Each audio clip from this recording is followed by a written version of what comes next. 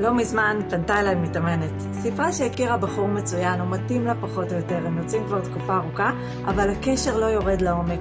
הרגשות הם במינון ממש נמוך. אז מה עושים? היא שואלת. אולי זה סימן שזה לא החתן שלי? את יודעת את התשובה?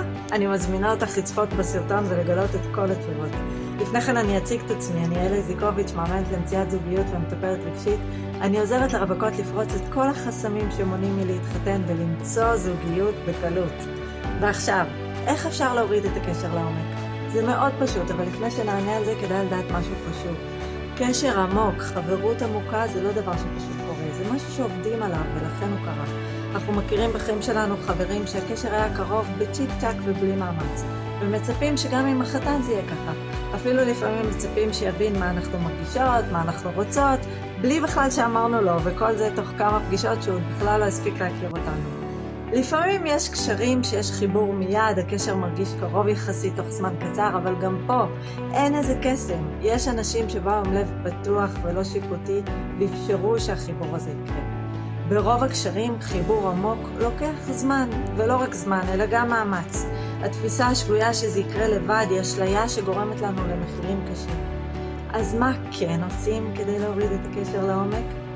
1. זמן. ככל שנמצאים יותר זמן בקשר, נפגשים ומדברים, אז החיבור גדל. בנות לפעמים מפחדות להיכנס לקשר ארוך ולתת זמן לחיבור לקרות, כי למרות שזה לא פייר למשוך מישהו הרבה זמן ואז להגיד לו לא.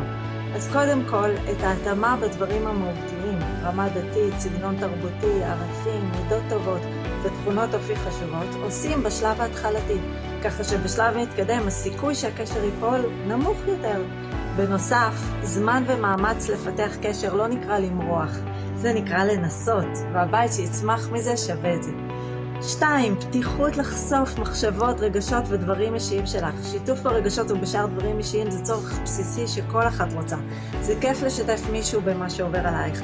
אבל זה לא כל כך קל לפעמים, כי אנחנו פוחדים מהתגובה של האחר לשיתוף. אולי לא יבין אותנו, אולי ילעג לנו, אולי יספר את הסודות שלנו לאחרים.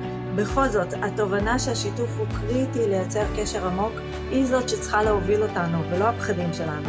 אנחנו נקשרים ומזדהים עם מי שאנחנו שותפים איתו לגורל, וגם רגש משותף או סוד שרק שתינו יודעים, זה גם סוג של שותפות גורל שיוצר קשר עמוק וחזק.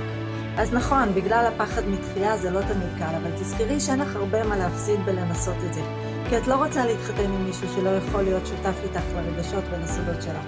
מתחילים במשהו אישי קטן, כזה שאין לי בעיה לחשוף, ואחר כך עם התרגול באה הפתיחות והאמון, ואפשר לחשוף גם דברים גדולים יותר, ולהיות שותפים למרחב אישי שהוא רק שלכם.